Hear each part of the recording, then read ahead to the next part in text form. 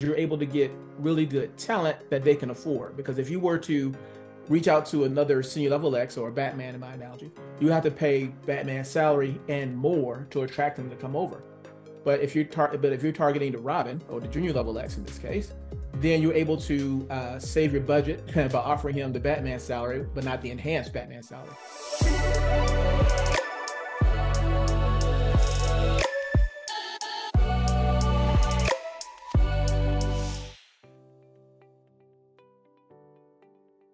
Well, my name is Jim Stroud. Most folks call me Jim Stroud. Feel free to do the same. I have been involved in recruiting for 20 years, which is hard for me to believe. I've worked for such companies as Microsoft, Google, Siemens, MCI, a string of startup companies. Most notably, I was the global head of recruiting and sourcing strategy for Randstad Sourceright. And quite recently, I was the VP of marketing for Proactive Talent. When not doing things like that, I am producing content. I have a newsletter called The Recruiting Life, also The Recruiting Radar, and I produce the Jim Stroud podcast and the Jim Stroud Show, which is a video series about the world of work. I stay busy. Strange story there. So how I got into recruiting. Initially, my career trajectory was to become a director and a screenplay writer and a novelist. And so when I was in school, that is how I occupied a lot of my time. I would write crime fiction stories, sci-fi stories, comic book type stories. I would write novels, enter contests, make short films, that kind of thing. And I really wanted to be, at the time, the next Spike Lee. Spike Lee was someone I looked up to at that particular time. And the woman that I was considering marrying, she was of the mind that if I wanted to be with her, I had to get a, quote, real job because I wasn't getting anywhere with my Hollywood dreams. So I'll always credit her for that. And so I went to the Career Center at Georgia State, where I attended school. And there was a job description on the wall that said, get paid to surf the internet. Now, at that point, the only experience I had with the internet was with a friend of mine who was a system analyst at Georgia State. And he called me into his cubicle. He pressed a few buttons and a picture of a woman in a bikini popped up. And I said, wow, what's that? And he said, that's the internet. I said, internet's cool. So when I saw this job advertisement to get paid to surf the internet, so I applied for the role. They called me up, and the company was MCI, which is a telecommunications company. Eventually it was acquired by Verizon or some company like that. But I went to the interview, and the person that I spoke with, my manager, Rachel Falcon Platt, if she's watching, she asked me, so how, I asked her, I said, so what exactly do you want me to do? Because getting paid to surf the internet all day, I'm sure it's not what I'm thinking. And she said, well, people are posting their resumes online, and we need people to find them. And at the time, I thought that was the weirdest thing I heard. Like, who will put their resume on the internet? It's full of weird, crazy people. And I said, well, how do you do that? And so she sort of changed the topic a little bit. And I said, oh, you don't know how to do that. And I said, well, it makes sense. You want to hire somebody. So when the interview was over, I went home and I got on the internet, and I went over to Yahoo and looked at their search engine, Google, which is really dating myself because, yes, young people, Google was part of Yahoo at one point. It wasn't always on its own. So I remember going to Google, reading the instructions and seeing how you even use a search engine. And I said, okay, this seems simple enough. So I looked at the jobs on MCI's website, did a search on Google, found 3 resumes on a site called, I think, Career Mosaic and a few other places. And I sent them over to Rachel. I said, is this what you want? And she said, hired. And that's how I've been doing it ever since. That was back in 1997. And so got into it. MCI was on the cutting edge of sourcing at the time. Most companies hadn't even heard of sourcing. This predated AIRS, which was known for teaching sourcing training to a lot of companies. This was around the time just before AIRS started launching. So we were really on the cutting edge of things. And so the group that I was in, we would not only source for the company, but we also would speak at other events about what sourcing is and how it can help you, that kind of stuff. And I just sort of started to get a name for myself as a sourcer by virtue of work for MCI and by virtue of just talking to people about what sourcing is as people were just getting into it. Again, another Forrest Gump analogy. sort of wandered into something at the right time. As I continued in sourcing, I also started writing about sourcing on my blog. And people said, "Oh, wow, I didn't know you could do that. I didn't know what a Boolean search was. I didn't know you can find resumes under the radar. I didn't know you can find information like this on company sites. I didn't know you can do all this kind of stuff." And I'll say, "Oh yeah, sure you can do it." And I started, sharing more things, and people started getting more into it. Again, right place at the right time. And that eventually led to the formation of SourceCon, which was the first sourcing conference of its kind anywhere in the world. It's a conference dedicated totally to sourcing. Leslie O'Connor, Rob McIntosh, Earl Mann, and myself, we got together and sparked ideas and brainstormed about different ways to put this conference on. We put the conference out there. I made a lot of videos about the conference to promote it, which was different because no one was really doing a lot of recruitment videos at the time. Actually, I think recruitment videos weren't really even a major thing at the time. So I started making videos, posting them on YouTube, which again was something new and different that people were starting to get into, at least from the recruitment side of things. This SourceCon conference went really well first time and just continued to grow and grow and grow. And I was the MC there as it continued to grow and grow. And I started having even more of a reputation for sourcing and just sort of being a influencer or celebrity, whatever you want to call it. For sourcing and recruiting. And that opened up even more opportunities for me to speak on international stages. It opened up doors for me to work for great companies like Randstad Sourceright, Proactive Talent, and others. And it just sort of bloomed. So I continue in it now, partly because I built a strong personal brand in the space, partly because I enjoy talking about it, writing about it. And I also enjoy the creativity it affords me. If I were doing a comic strip about the entertainment industry, it probably would be pretty crowded, right? Or probably pretty crowded. But to do quirky kind of things in a industry that is, some people may consider boring and not really known for innovation, it makes me stand out a lot more. And that's another reason why I do it. I enjoy sharing my art. HR isn't known for innovation, so I like being innovative in an industry that is not generally thought of as innovative.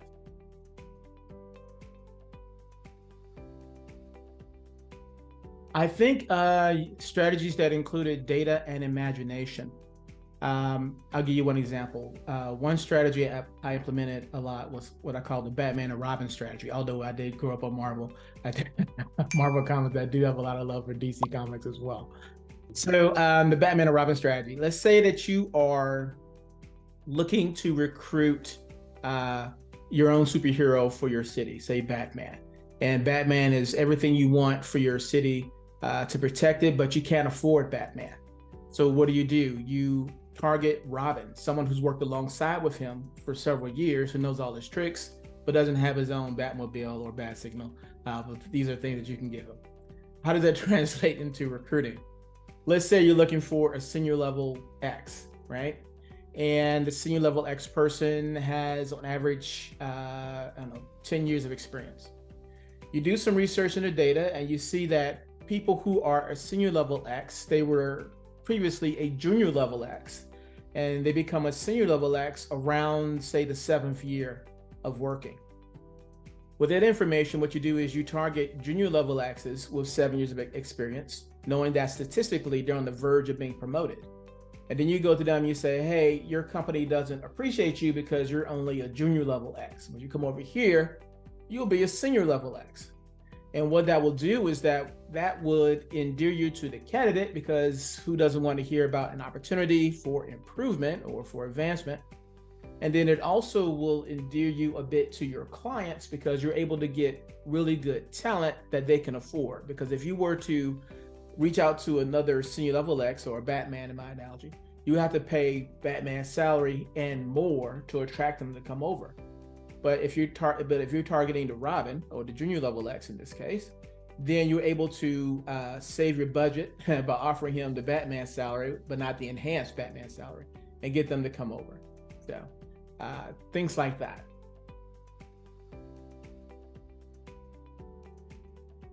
I think it's crucial, because it's one thing to do your research and read online all these wonderful things that people are doing. And it's quite another to have a conversation with someone and say, hey, I read about this, what do you think? And they'll say, oh, I've tried that, and this part works, but that part doesn't work, or I tried that in this setting and it worked, but I tried it in another setting and it didn't work. These are things that happen with conversations with people. If you're reading content about whatever, you're going to find what worked best in a particular situation, but you won't get the full picture, or maybe not get something that's particular to your circumstances, unless you're interacting and talking with other people.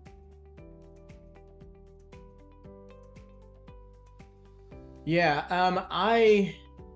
long time ago, I was working for a staffing company, a company that staffed startup companies, Randstad Technology Group. And during that time, the country was going through a recession.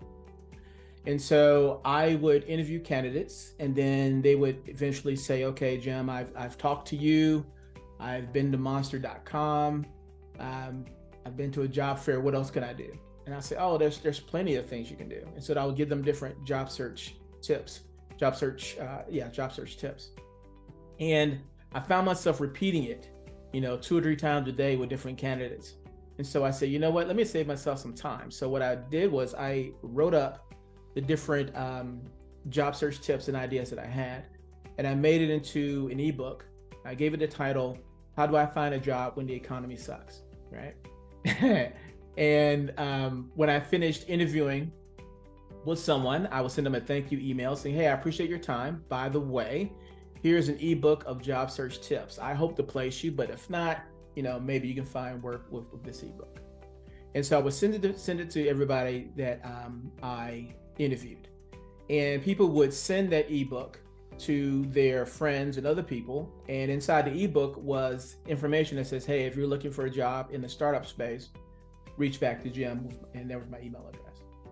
And so I would do that with candidates. And then I would also speak at different events about job search strategy, about the kind of work that we did at Randstad Technology Group.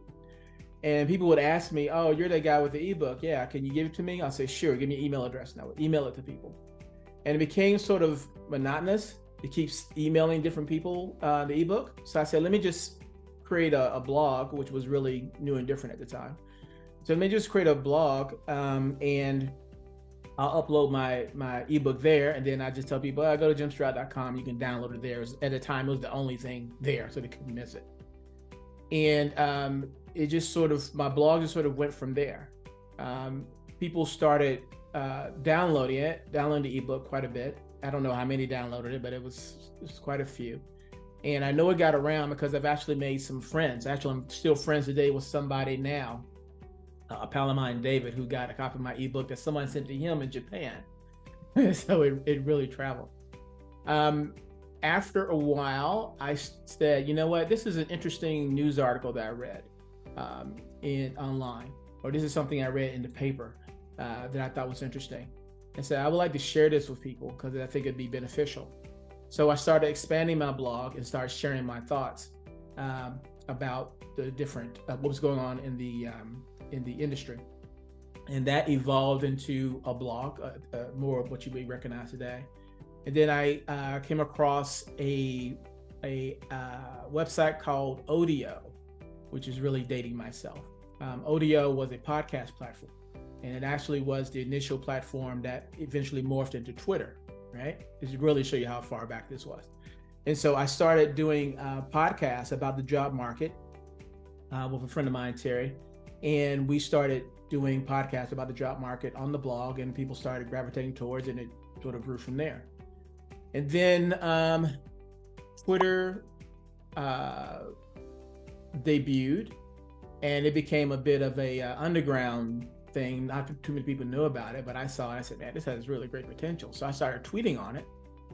And then I started writing articles on my blog about how come there's no recruiters on Twitter, because this is a great place to meet candidates, that kind of thing. And then I noticed gradually people started getting on Twitter. I don't know if it was solely because of what I wrote, but at the time when I started tweeting, there weren't many recruiters on there. But shortly thereafter, recruiters started getting on Twitter, and I started doing that. And then YouTube came about, and I thought, that's interesting. Videos on the internet. Who would have thought that, right? And at the time, I was working for Microsoft. And Microsoft had a version of videos, a YouTube competitor called Soapbox, which didn't really work. YouTube beat into oblivion. But I started tinkering around with videos. And I said, I wonder if I can if I embed these videos on my blog, will people look at them? Probably not, I don't know, let's just try it. And I started doing that, and people started liking that, and my blog just kept, growing and growing and growing. So I would like to say that everything was strategic, that I just sat back and massively plotted all these things out, but wasn't the case. It was just a series of happy accidents. It's sort of like, if you ever seen the movie Forrest Gump, yeah, how he just sort of stumbles across historical figures, or just happens to be at the right place at the right time, and things just sort of happen. I think you could look at my career in a lot of ways and sort of compare it more to that Forrest Gump. I just happened to do things at the right time with the right technology, just as they were starting to bloom. And I just got on the bandwagon early and sort of rode the wave. So I guess it's sort of, I have a Forrest Gump kind of career that way. So yeah. Well, I was on the marketing side, so I didn't do any recruiting for our clients. I pretty much just promoted proactive talent to potential clients. Now, some of the things that I did in that role to attract clients was a lot of content. So I produce a lot of lead magnets, which are downloadable ebooks or presentations that people input their email address, and then they can download something. Some of those lead magnets were the cost of a bad hire, high volume recruiting strategies, things like that. Also, what was very helpful was doing webinars, which I did some of those as well. Most notably, one on how to find female software developers, which was of interest to companies who had DEI initiatives or who just wanted to diversify their talent pools. So things like that.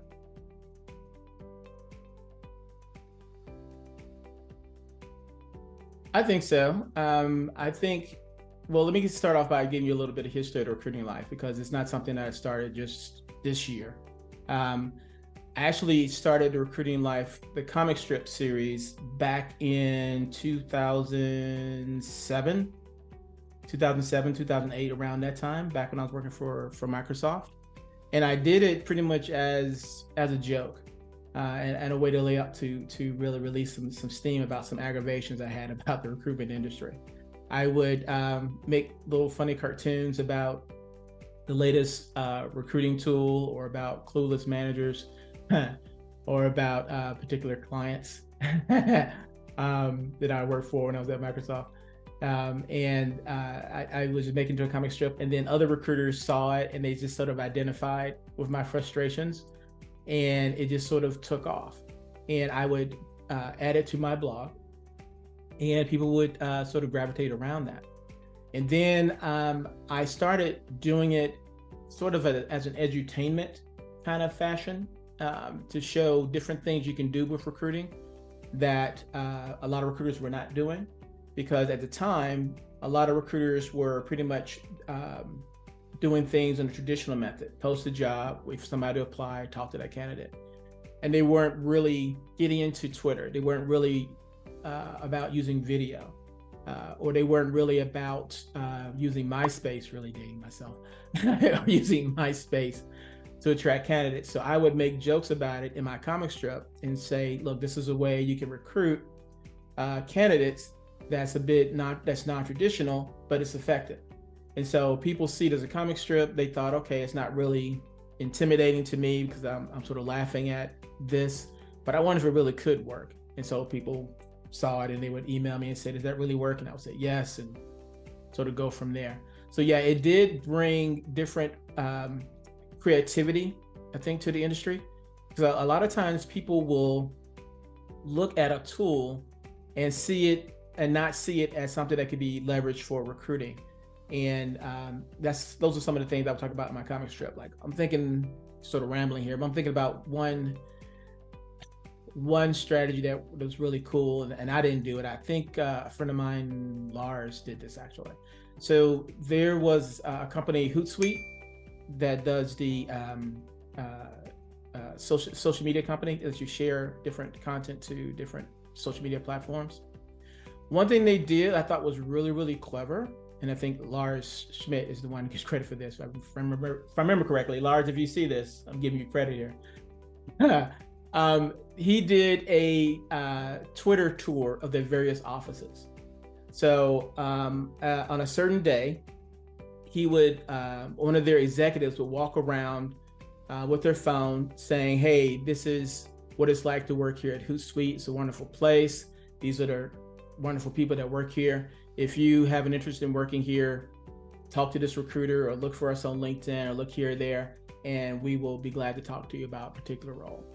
And when they finished doing the tour and taking a few questions for people live, the live stream stopped, and then they went to another location and said, hey, this is our location in London or wherever they were, right? And they just pretty much did a world tour virtually without the expense of flying people all over the world, that kind of thing. And I said, that's a really good example of using a tool that's not intended for recruiting, but using it for recruitment purposes. And so talking about that in my blog, talking about that in my comic strip, talking about that in different newsletters like Recruiting Life, which eventually morphed into a newsletter, is how I bring things accessible to my audience.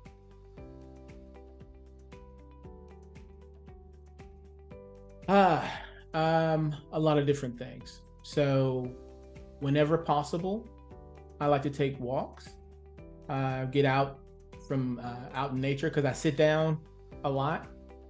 So if I have phone call meetings, I like to take those while I'm walking. Get to a spot near the park and just start walking, and I have my little headset on and just talking to people as I'm walking. I know a lot of my neighbors probably think I'm weird because I do it so much. But I find that it helps me get exercise, helps me from, getting injuries from sitting down all day, which isn't good for you.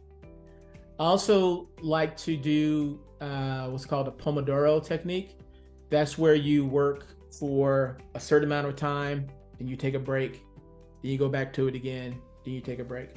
So any given hour, I may work consistently for 45 minutes, maybe 50 minutes, and then I'll just stop for 10 minutes, get something to drink, walk around, stretch, and then sit back down for another 45 to 50 minutes.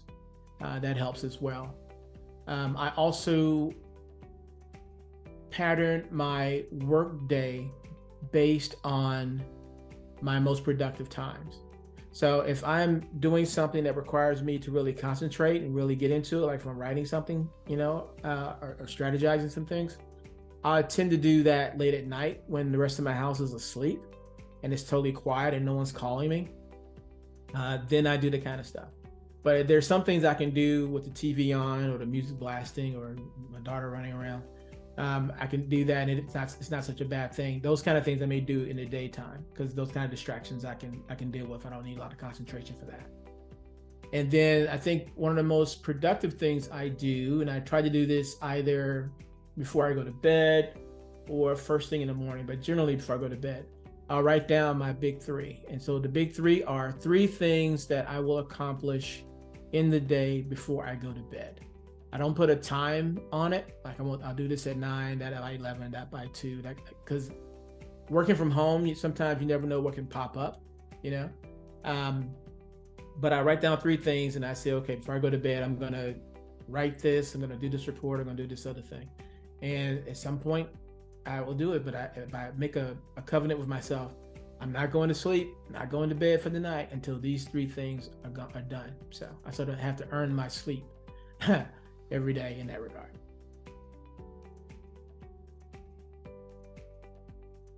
I am grateful to say no, I have not. And if I did, I still would not, because I have a personal code that I very strict adherence to. I will not go to jail or hell for anybody.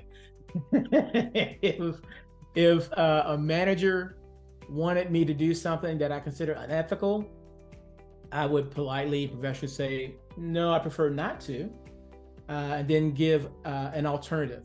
Say, no, I prefer not to do that, but perhaps we can do A, B, or C, which could still give you the end result that you want without doing the other thing.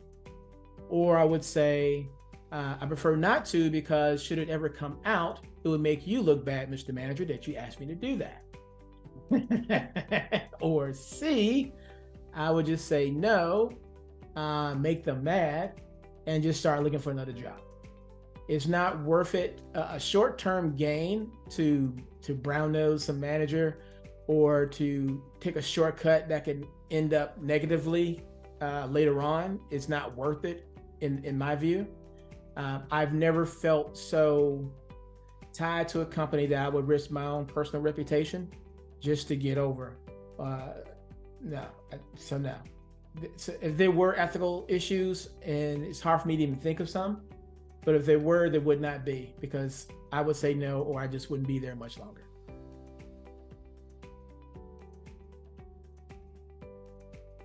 Yeah, rejecting candidates. I never liked doing that. I think that's why I gravitated towards sourcing more so than recruiting, because the majority of my, even though I have done recruiting, quite a bit of it, the majority of my career has been more on the sourcing side. And with sourcing, of course, I'm finding passive candidates and I'm getting them interested in different roles, which is great. Of course, as a recruiter, I would have to tell them, this isn't working out for you. And it would wear on me after a while, which is why I went towards sourcing. So I would have to sort of evade that whole thing, because I hate telling people no, especially as someone who's been in the position of looking for a job, and sometimes you have that brave face and you want to say, oh yeah, I don't want to seem desperate, but I really want this job, that kind of thing, or I really need this job. And to tell that person no, I can just see and hear myself in the rejection, even though I would be the one rejecting them. And I just didn't want to keep doing that. So that's why I gravitate more towards the sourcing stuff.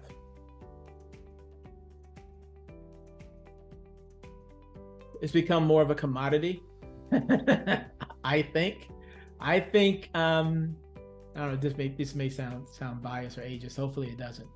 I think in the past 2 generations, we've seen a lessening of empathy in our population. Recruiters of a certain age, let's say Generation X, they have a certain level of emotional intelligence that I think we just take for granted, saying please and thank you, opening the door for people, that kind of stuff.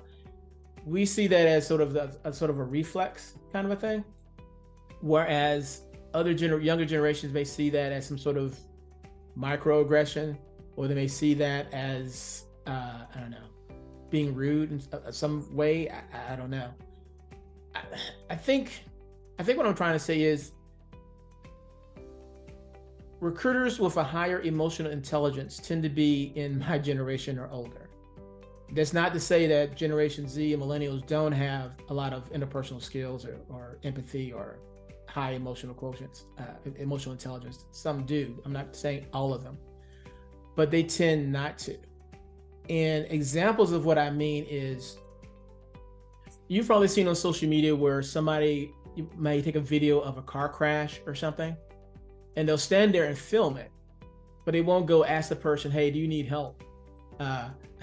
Or they'll see something happen on the subway where some guy might be in some woman's face, being rude or whatever. And instead of saying, hey, dude, get a lady a break or something like that, they don't say anything. They just film it with the video, like it's not real, like it's not really happening. Like they're not empathizing with that woman who who might be accosted at the time. They rather just film it and tweet about it later or put it on Instagram. That's the kind of thing that someone in my generation would say, hey, dude, stop. They would take some sort of action or say something or maybe do something. At least I like to think that, but my experience and what I've seen is that some of the younger generation, they just rather film it and they don't really identify with that person. They rather just film it. So I think that's lost. And I think it's something that companies are starving for. If you were to go and start, I think starving might be the right word. If you go to Indeed.com and do a search on the term interpersonal, just see how many jobs come up, you'll see thousands of jobs come up across the spectrum: senior level jobs, entry level jobs, jobs in the middle, where that word interpersonal is used. People want to do business with people, right? And for a business to prosper, you have to have people who work for you who can connect with your customers, or who can talk to a hiring manager from a recruiting perspective, or a recruiter who can talk to a candidate of various backgrounds. To do that kind of thing, you got to know how to read people, how to talk to people, how to have a certain level of self-awareness so you don't come across looking like an idiot when you're talking to people. And it seems like a lot of that is vanishing, which is distressing, especially distressing for our industry. But for those who have it, I think that makes you a gold star in recruiting if you manage to have a high emotional intelligence, because that kind of thing, you can coach it, but I think it's hard to train. And on the lines of coaching, because someone may say, hey, Jim, I agree with you about the interpersonal thing, but how do I even get my people to be more interpersonal? How do I develop their emotional intelligence? Kind of a weird suggestion, but I would say get involved in some sort of volunteerism. If you had your salespeople volunteer once a year or twice a year at a soup kitchen, giving food to the homeless, that will expose them to people of various backgrounds that they're not used to. And if they can do that and maintain a certain level of professionalism, then they can be professional to anybody. Have your call center people or tech support folks visit a senior living facility and train them on how to use a DVR, or how to program their satellite dish so they can get their favorite programs recorded or whatever, that kind of thing. Have your senior level leaders give presentations to grade schoolers, and then ask the grade schoolers later, what did that person teach you? What do you understand from it? Doing things like that will increase the emotional intelligence, I think, of your workers, because they will be forced to conform to the audience that's in front of them and get out of their own box of thinking that they're used to, if that makes sense.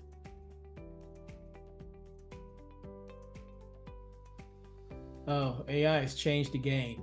It will never be the same again. I was talking with someone about this just the other day. I think AI is forcing two camps to emerge, right? I think in one camp, you're going to have people that are resistant to the technology, and you're going to have people who embrace the technology. And that's common. Anytime there's a new technology on the horizon, some people are going to like it, some people are going to push up against it. I think in the recruiting world, though, it's going to bring about an interesting change. So on the tech side, you're going to have recruiters who are good at ChatGPT. They're good with integrating it with Zapier. They're using tools like Jobin, Jobin, really cool tool I've been sort of experimenting with. There's PeopleGPT and others out there, and they're going to be really proficient in doing much, much more with less, because these tools will help them do so much more, right? And then on the other side, you're going to have recruiters who are more old school in their thinking, which is good. Not complaining about that. They're genuine people. They can talk to people. They can manage those relationships. They can build those relationships, and that makes them very, very valuable as a recruiter. So then a company will have to figure out what's most important to them, right? Do you want a few recruiters who can do more with less of all these great tools, but maybe they're not as really, maybe they don't really have a high emotional intelligence. So they can talk to 100 people, and go through them really quick and get a few hires out of that. But because they're not really good with people, they don't have a high emotional intelligence, they are disregarding people that could have made good hires. Whereas the people who are not so much into technology, but they're good with people, they can find those diamonds in the rough and make hires that way. But you need more of them because they're not proficient in all the technology, I think eventually the people who can marry the two, people who have high emotional intelligence, but also have a strong technical acumen, those are going to be the new rock stars coming out. Those are going to be the ones who hire, who handle 100 recs, and it's no problem. It's one question is always being asked is how many recs can a recruiter handle, and that number is going to change exponentially with the advent of all these tools. But again, the person who has a high emotional intelligence and can use all those tools, they're going to be the rock stars. They're going to be the ones who are hiring 100 people a month.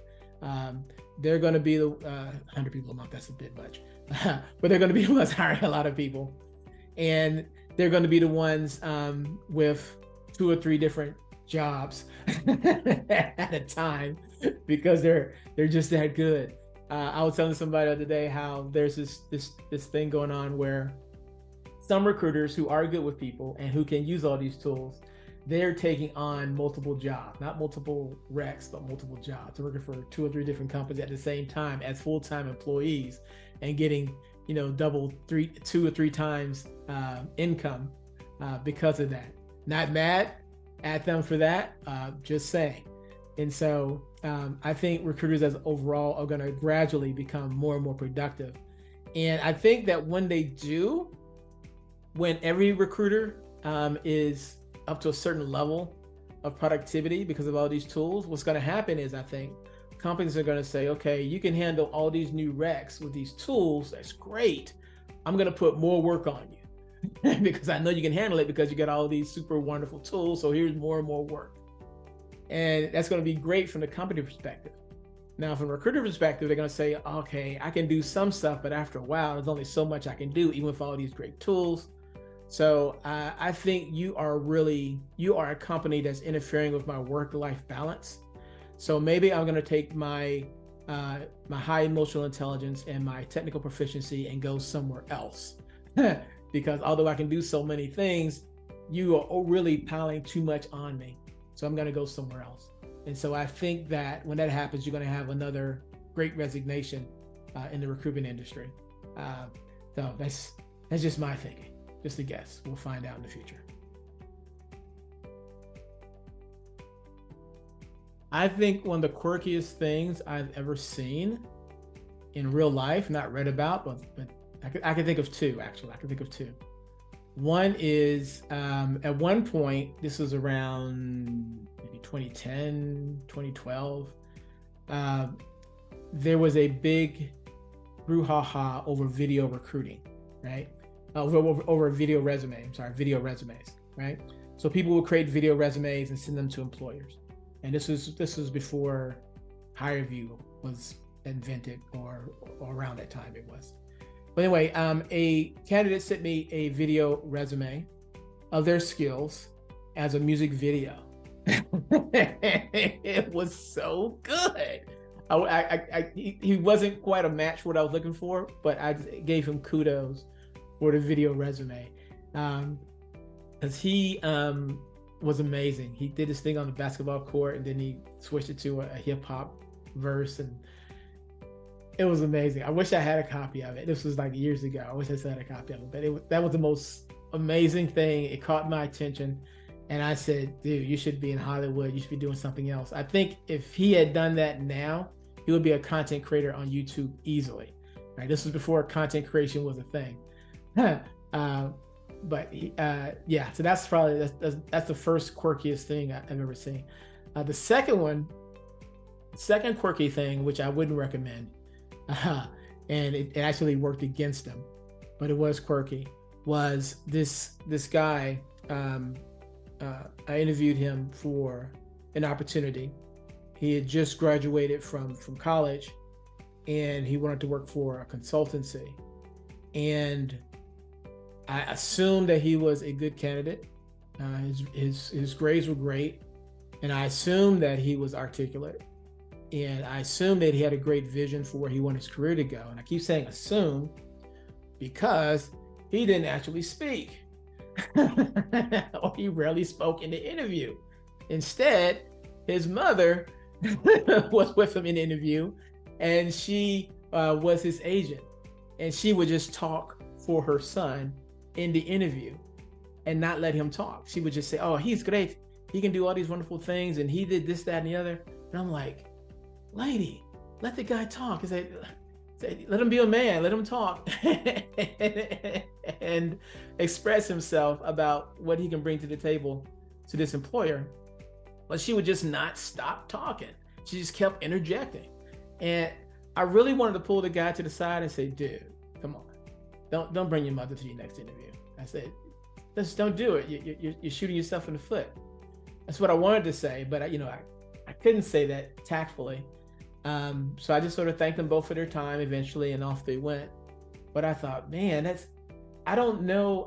I wonder if he ever got a job. I'm assuming he did. And I wonder how long it took for him to realize that he had to interview for the job himself and not let his mother do it for him. That was the weirdest experience, man. That was weird. They call the phenomenon helicopter parents. And it's a very real thing. Yeah, very real thing.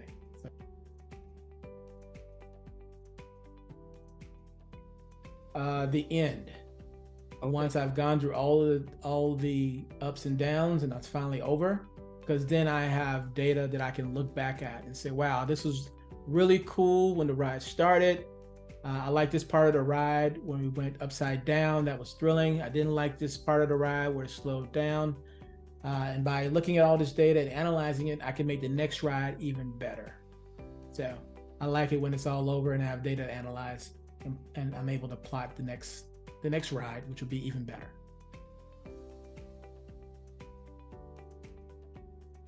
I think the most unexpected benefit is because of the networking I do and the content that I produce. People tend to think that they know me personally, which is okay. I like to think I'm approachable. But it's benefited me in a lot of ways. So if I am applying for a job or talking to someone about an opportunity, they'll say, oh yeah, I know you, we met here, or yeah, I read your stuff here, that kind of thing. And it makes me more favorable to them. So they will go out of their way to maybe introduce me to somebody who can make a better decision, make a decision about a particular job opportunity. Or if I'm pursuing a client, they'll say, oh yeah, I've seen your stuff. Let me introduce you over here because I think you do good work, because I've followed you, or I've heard about you, that kind of thing. So I think that's the best benefit I think I've had from recruiting. Just, you never know who you're talking to. Which is why I always try to give a good impression, because I never know I don't know who's watching this. If you're watching this, hopefully I've given you a good impression and you want to be one of my clients or hire me outright. So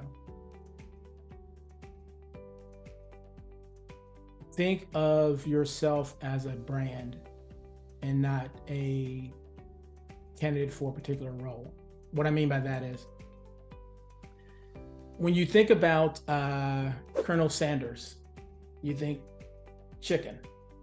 Or you think Bill Gates or Steve Jobs, you think computers. There's more to those people than computers and chicken, but their brand is so set that that's the first thing you think about when you think about those particular people, right? from a career perspective, you need to think about what is your personal brand going to be? Excuse me. What is your personal brand going to be? And then once you figure out what your personal brand is going to be, which is how you want people to perceive you, how you perceive yourself, how you want people to perceive you, and then of course marry those two. Then you got to figure out, okay, whenever I write something or produce content, because you have to do that. Whenever I produce content, I got to make sure that it fits in my brand. So if I want to be known as a quirky but informative person on the world of recruiting, then everything that you do has to have some kind of quirkiness about it to stay consistent. So when people hear your name or see your content, they know immediately what to expect from you, right? Then you want to position yourself to be found. I mentioned earlier how my career has been pretty much like a Forrest Gump trajectory. Just happen to do the right thing or get involved in the right technology or trend at the right time and ride the wave. A lot of the successes that I've had in my career has been because people found me when they were looking for somebody like me, right? So for example, if when I was a social media manager, which I did for a period of time for a company, Global English, which was acquired by Pearson. One reason they picked me was because when they looked for social media managers, they came across my resume. And at that time, I wanted to be a social media manager. So I promoted my resume on my blog. I had it on different websites like about.me. I don't know if that's still around, but others out there. And pretty much what I did was I did an SEO thing. So I said, okay, I want a job as a social media manager. So I created different websites with my resume so that when someone does a search for social media manager, my resume will pop up. So I was doing SEO to get the attention of different recruiters. I would suggest that anybody who wants to be branded do the same thing. Create a presence online, a website, and then also brand yourself on LinkedIn. Maybe brand yourself on Twitter and other social media platforms that all have a consistent message so that when someone is doing a search, your name is one of the ones that comes up. Then I would say create content, whether that's articles, whether it's videos, whether it's podcasts, what have you. Definitely do that. If you are the kind of person who says, you know what, I'm not someone who can produce that kind of content on a daily basis or a weekly basis or whenever, because that's just not me. And something else you can do to build your brand up is curation, right? Like for example, there is a newsletter that I read every week called Recruiting Brain Food by a friend of mine, Hung Lee, very good guy. And what he does is his newsletter is he collects 10 or so different articles that he thought were interesting online, and he comments about, hey, this article is about this. This is very interesting because of A, B, and C. I think you need to check it out. You can build a personal brand for yourself, not just by creating content, but by just commenting on other content out there, so that people will associate you with someone who is an expert in a field because you're commenting on everybody's content about that particular aspect. About that particular thing. So all that to say is figure out who you want to be, figure out how you want to be known as, create content or comment on content that is related to that kind of thing. Be very deliberate about the keywords you use that describe yourself, because those are keywords that can lead people to find you.